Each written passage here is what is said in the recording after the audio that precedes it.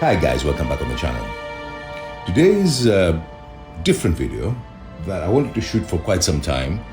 It's called Wargaming in one rule. What does it mean?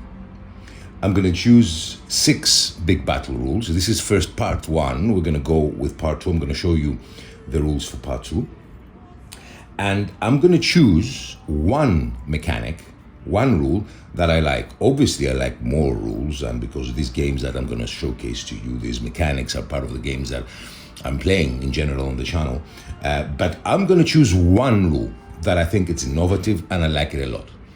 And we're going to go with 6 rule sets today, and then we're going to go for another 6. And the more rule sets appear, I'm going to do this. I think it's going to be a fun video to watch. So let's start with the rule number 1.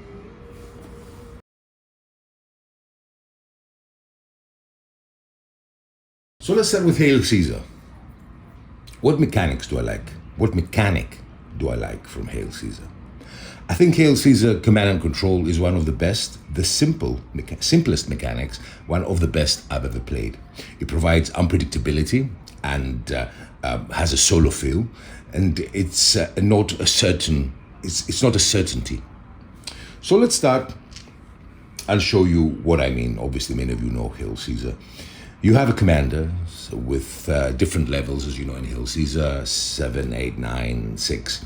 And you have to roll 2d6, and with 2d6, you have to roll under your commander's level. So if your commander is 8 and you roll a 7, that means you have 1 order to give. This go on and on forth until you fail your command roll, or until you don't want to roll any other commands on your divisions. This is a great set. This is a great mechanics. It provides unpredictability. You may roll by mistake, here we did it, 11, and your commander is 8, and that means your army will not move. Or you may give an order and suddenly you fail the next die roll, and you have an isolated unit that has done a flank attack, and the rest of the army hasn't moved. So it was a terrible decision, or this was the only unit that followed their orders.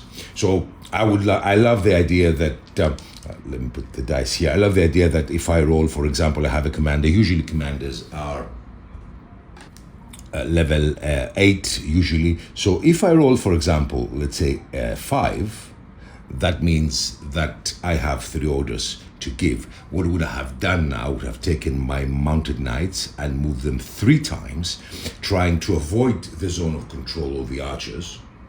As you can see, both of them here, and I would try to outflank them. So I would have done the move for the mounted knights is 9. So I would have tried to move them.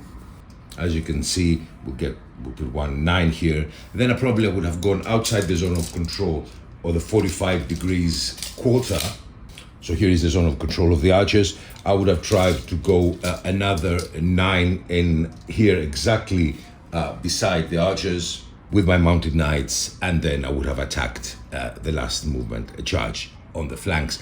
That is an amazing concept, an amazing way of really changing the battle balance suddenly, depending on the command and control. Again, although if I've done this, and let's say the knights are here, the knights are attacking the flank, remember always the leader position should be touching the edge of the enemy.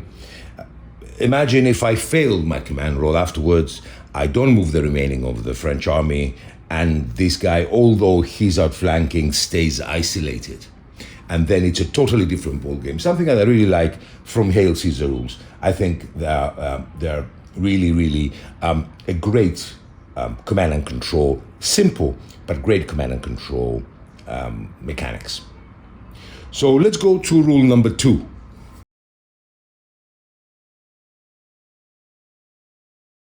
So let's go now to Days of Nights. Days of Nights, a game that is played with D10, another rules set that I really enjoy and has many great mechanics. More 100 Years War specific than Hail Caesar, although Hail Caesar has released some high medieval rules in Hail Caesar 2.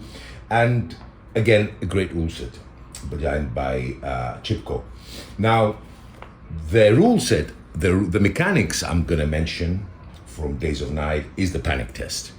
I think the panic test is one of the most brilliant mechanics I've encountered in wargaming rules this specific way. So some units that they're not particularly strong, like lower level man at arms, crossbowman, levy troops, longbowman, but longbowman not behind stakes. So let's remove the stakes.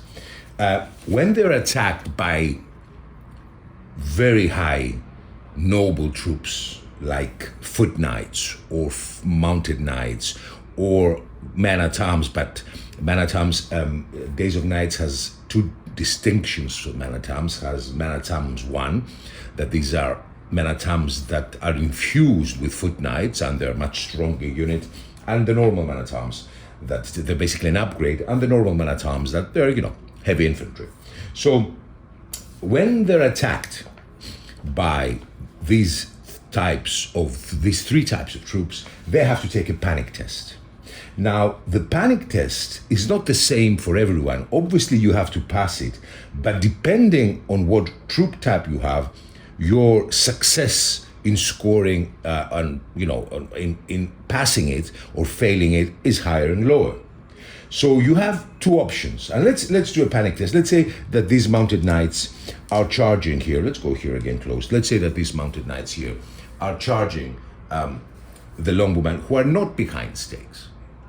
Now, before the charge is completed, you need to take a panic test for the longbowmen. Now, the longbowmen, remember this is a D12, the archers, the longbows roll, and if they score a 3 or 4, they demoralize. If they score a 2, a double demoralized. And if they score a 1, they're destroyed. Now, just to make you understand, this probably looks a lot like DBA, DBM. The units can get demoralized, then double demoralized and pushed back and then destroyed. So you're rolling, they're charging. So maybe you have this here, another unit of heavy infantry that is not man at arms, another unit of longbowman or crossbowman or a levy unit. So before the charge, you have to take a panic test for your line or for the units or the companies of the line that are vulnerable to see if you fail. So he rolled very lucky. He rolled a 2. The longbowman rolled a 2. What a 2 means, as we said, the 2 means that these guys will get double demoralized. So let's put that he's double demoralized. Let's make let's put a die here. That means he has 2 already demoralizations. And that means that he is already vulnerable before the charge, because I think he's pushed back, he double demoralized, you fall back, so he's pushed back already. This unit create problems twitched into the English right flank. They're pushed back, they're double demoralized. The French arrive and they just need a simple victory to destroy them, and this may be in your whole army, especially if your army, if the French are focusing, or the English, or you have, lower ranking troops, or in some locations, lower ranking troops. And that would mean that maybe they will create pockets and break the line, the coherent line of the English. A rule I like very much. I think it can be incorporated in many rule sets, and the Days of Night has excellent panic test from Days of Nights. Another mechanic that I am very fond of. And let's go to the third set of rules.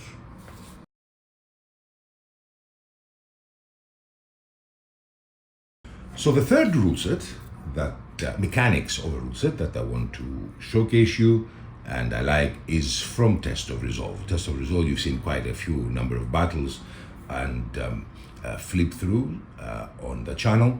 And it's a rule set 100 years war specific, like Days of Night, that is played with a D12. Now, the specific mechanic I like for Test of Resolve is Arrowstorm and crowding.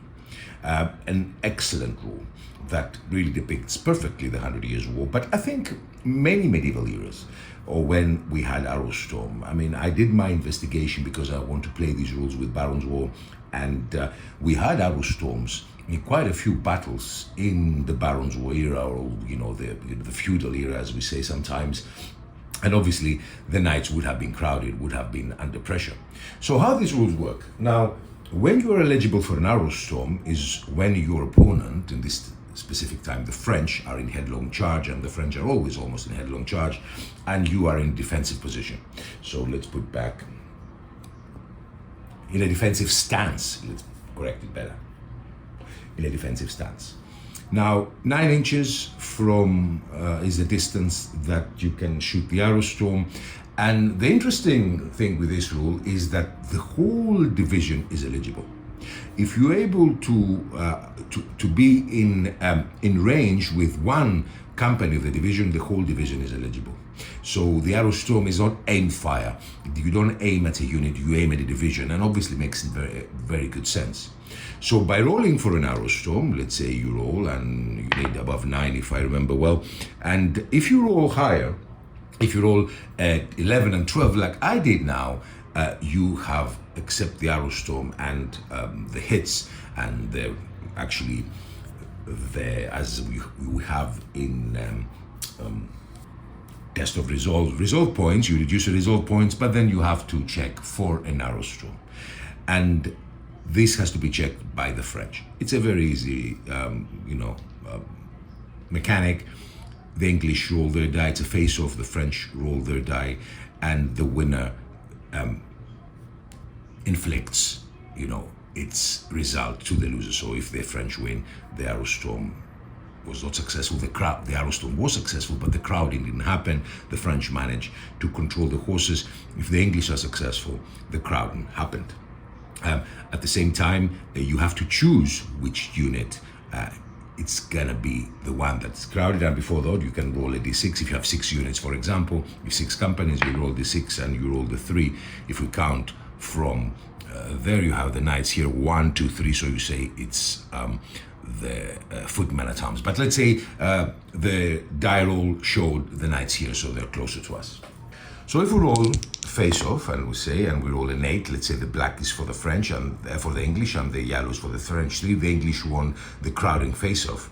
And then you move the unit that was picked to be crowded half a base width. So it's moved half a base width on right, on left, it's probably where the shooting is, and it stops where it contacts their comrades, another company. This would mean that this unit will get another resolve point reduction, and you will come weaker, you will move weaker. Resolve points are basically stamina. You will move weaker, you will charge weaker, you will attack weaker against the English until you reach them. So this is the crowding rule. A rule that I really like. I think it's a very unique, it's not common in any rule set, and it really provides a lot of historical accuracy to specifically 100 Years War battle. Now let's go to our 4th rule set.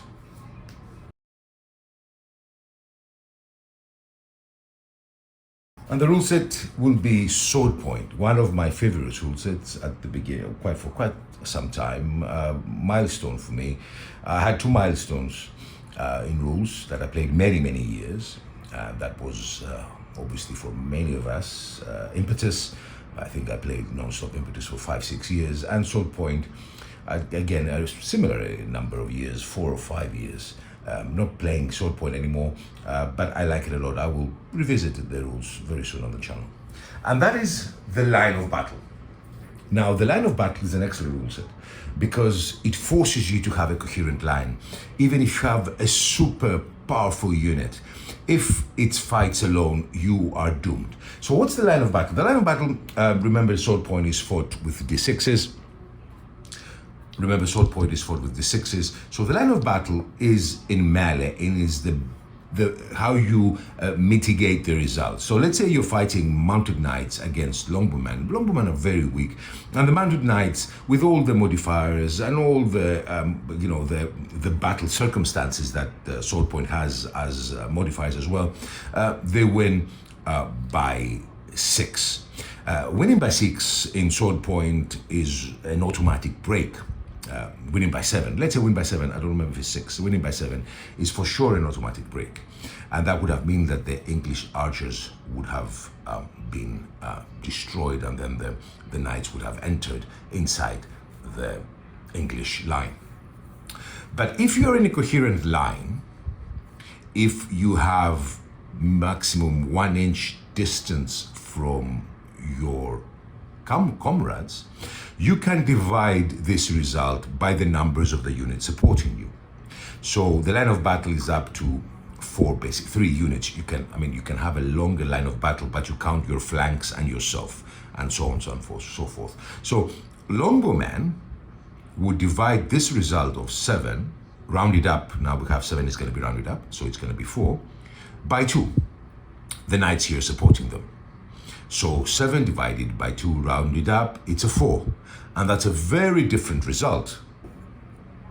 4 would mean you discourage and take a break test. With that, it's a totally different result than 7. If you lost by 6, and that in Swordpoint table means that you discourage and you break and flee, that's a disaster again. It's the same. I made a mistake. 6 is enough. If you have a line of battle, imagine if you have also support on the other flank, this would be divided by 3 units. But now you are in the extreme flank, your longbowmen are the extreme flank, so they have only 1 unit supporting them. So you divide only by 2. The 6 becomes a 3. So instead of breaking and fleeing, you will getting discouraged, breaking and fleeing, you will just get discouraged and be pushed back and continue fighting. So this line of battle rule really, and you cannot win the line of battle even with a super unit. You will be annihilated if you are isolated, if you attack isolated. So this rule, the line of battle, encourages a coherent line, a coherent approach, a support system, and a support strategy within your army. A great set of rules that I really enjoy. Now let's go to rule set number 5.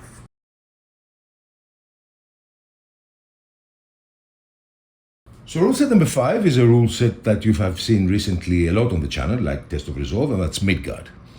And what do I like about Midgard? And again, just to repeat myself, it's just one rule I'm forced. I like many rules from many rule sets, many mechanics, but this is specifically. I like the very innovative support roles, the supports. So what is happening? You have your coherent line, you have your rare supports. I like that Midgard has rare supports, also Hail Caesar.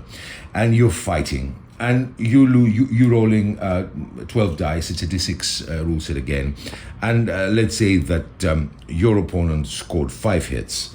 Let's put different dice. Your opponent scored 5 hits, 6 hits, the French.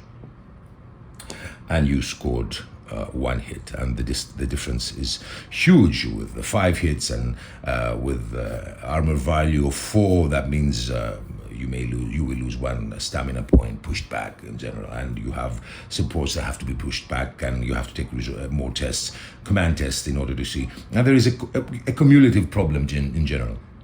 But if you have a support around you, you roll, depending on the type of supports, if are high-ranking troops like men-at-arms or like melee infantry, you roll 2d6 in order to see if you can reduce the hits.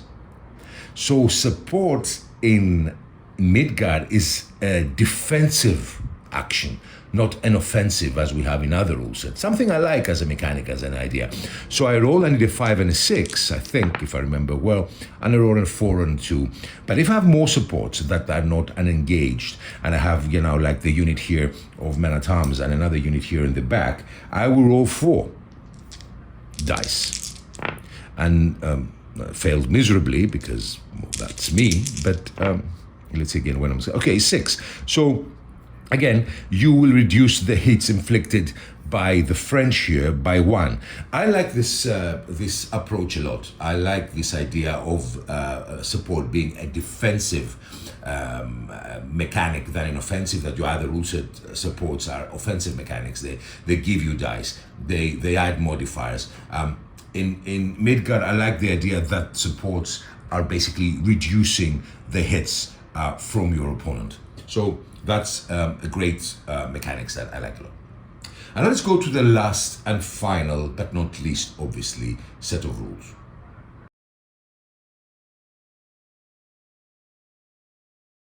So let's go to our final set of rules, and this is billhooks. A rule set I really like.